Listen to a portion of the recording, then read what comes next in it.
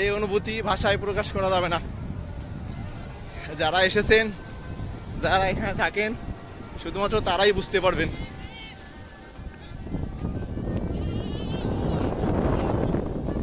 পাশের ছেলেরা ফুটবল খেলতেছে, এমন অনেক জায়গায় একটু পরপরই দেখা যায় স্থানীয় ছেলে পেলে ফুটবলে মেতে আছে।